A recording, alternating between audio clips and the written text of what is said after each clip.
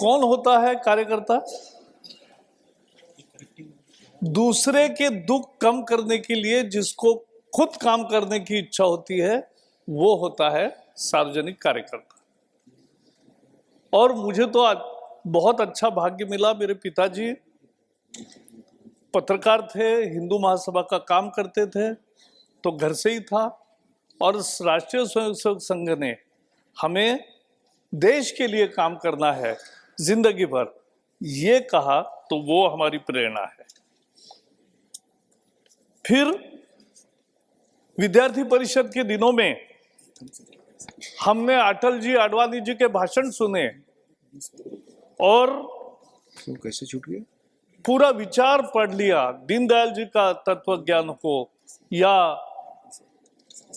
दत्तोपंत ठेंगड़ी जी बहुत बार मिलते थे, तो मैं बात करता था पुणे में उनके साथ, तो वो भी एक हमारा आधार था। इमरजेंसी के खिलाफ लड़कर जेल में गए तो वहां संघ के सरसंघचालक देवव्रत जी के साथ 16 महीने हमने सीखा बहुत।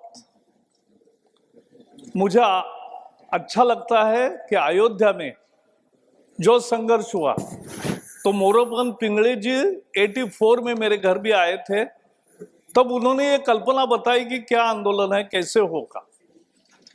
और उसके बाद 90 के आंदोलन में भी और 92 के 6 दिसंबर को भी मुझे वहां उपस्थित रहने का, पार्टिसिपेट करने का सौभाग्य मिला। वहां जो ऑडियंस था उनके सामने भाषण करने का भी, क्योंकि मैं युवा मोर्चा में काम कर रहा था तब। राज्य विधिमंडल में भी काम करने का सौभाग्य मिला और केंद्र में भी मिला, और मोदी जी के साथ 7 साल मंत्री पद का भी। आखिर हम राजनीति में काम क्यों करते? समाज का कुछ भला। समाज का भला का केवल एक उदाहरण 2-3 वाक्यों में बताऊंगा। मैं डिफेंस कमेटी में था, जहां भी जाता था तो सारे सीमा पर सारे चाइना के रोड अच्छे, हमारे बुरे। क्यों? पर्यावरण की परमिशन नहीं। फिर जहां जहां भी गए, अंडमान में गए, एयर स्ट्रिप बढ़ाने को परमिशन नहीं, फ्लाईओवर करने को परमिशन नहीं,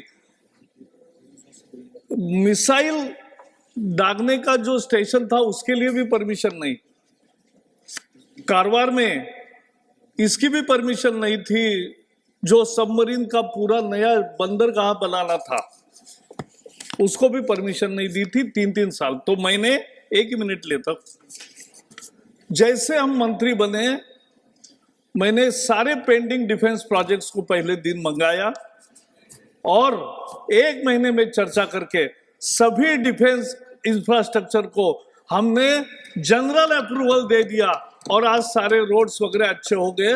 तो हम जब सत्ता में जाते हैं तो वो भी काम कर सकते हैं। अंत में 1971 में मैंने रामभाऊ म्हालगी के पार्लियामेंट चुनाव में काम किया पहले, 71। आज भी कर रहा हूं, आगे भी करूंगा। बहुत बहुत धन्यवाद।